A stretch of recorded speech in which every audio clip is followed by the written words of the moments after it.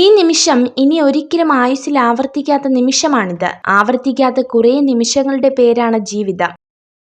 വേദന മറച്ചുകൊണ്ടല്ല, വേദന അറിഞ്ഞു ചിരിക്കണം. തളർന്നവർക്ക് കരുത്താകുവാനും തളർത്തിയവർക്ക് മുന്നിൽ കരുത്തറിയിക്കുവാനും. ഇന്നിനെക്കുറിച്ച് വ്യക്തമായി മനസ്സിലാക്കിയാൽ അത് നാളെക്കുറിച്ച് അറിയുവാനുള്ള വഴിയായി. ഇന്നത്തെ കാര്യം മെച്ചപ്പെടുത്തുവാൻ നോക്കുക. അത് നിങ്ങളെ നാളത്തേക്ക് ഗുണം ചെയ്യും.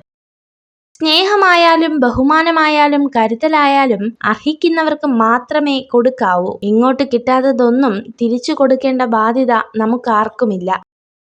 അർഹതയില്ലാത്തവർക്ക് ലൈഫിൽ ഇടം കൊടുത്തും പ്രാധാന്യം കൊടുത്തും നമ്മൾ ഇരന്നു വാങ്ങുന്ന ഒന്നാണ് നമ്മുടെ ദുഃഖം.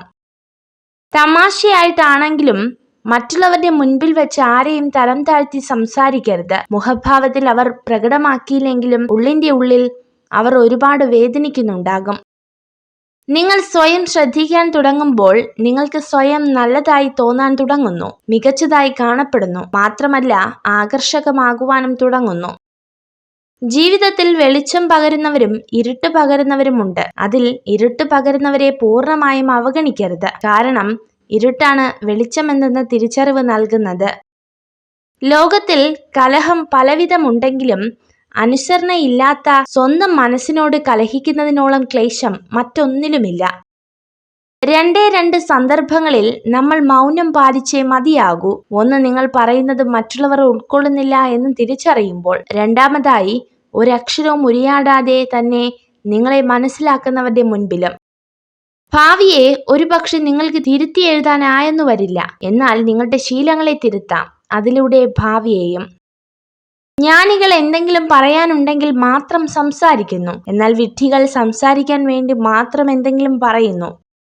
ഏറ്റവും അധികം ആഗ്രഹിക്കുന്ന ഒരു ലക്ഷ്യത്തിനായി നിങ്ങൾ പ്രവർത്തിക്കുകയാണെങ്കിൽ നിങ്ങൾക്ക് മറ്റാരുടെയും പ്രചോദനം ആവശ്യമില്ല. നിങ്ങളുടെ ലക്ഷ്യങ്ങൾ തന്നെ പ്രചോദനമായി മാറും. ആ വിഷമങ്ങളും പ്രശ്നങ്ങളും ചിലപ്പോൾ നല്ലൊരു തുടക്കത്തിന് കാരണമായേക്കാം. നല്ല ആഗ്രഹങ്ങൾ മനസ്സിൽ ഒതുക്കാനുള്ളതല്ല, നേടിയെടുക്കാനുള്ളതാണ്.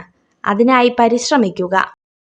നിങ്ങളുടെ ജീവിതത്തെ മറ്റുള്ളവരുമായി താരതമ്യം ചെയ്യരുത്. സൂര്യനും ചന്ദ്രനും തമ്മിൽ താരതമ്യം ചെയ്യുന്നത് അർത്ഥശൂന്യമാണ്. കാരണം അവരവരുടെ സമയമാകുമ്പോൾ അവർ തിളങ്ങുന്നു.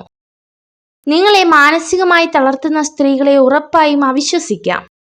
ആരോഗ്യമാണ് ഏറ്റവും വലിയ സ്വത്ത്. സംതൃപ്തിയാണ് ഏറ്റവും വലിയ നിധി. ആത്മവിശ്വാസമാണ് ഏറ്റവും വലിയ സുഹൃത്ത്.